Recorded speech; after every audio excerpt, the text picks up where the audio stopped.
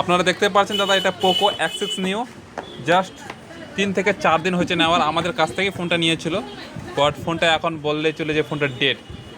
কাস্টমারটাকে আপনাকে দেখাচ্ছি, কাস্টমারটার কাছে রিভিউ শুনো। কি রিভিউ আমি পারবো না।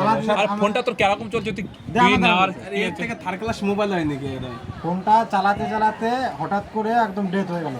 কোনো লক স্ক্রিনে কোনো কাজ করছে না, না সুইচ অফ। কয়দিন হয়েছে নেওয়ার ফোনটা? ফোনটা নিলাম তো বাস 3 দিন হলো। 3 3 দিনের মধ্যে এরকম কোনো লাইট ফাইট কিছু চলছে না। এরকম ফোন যদি দেয় কাস্টমার, তারা কীভাবে তারা কিনে এই কোম্পানির ফোন?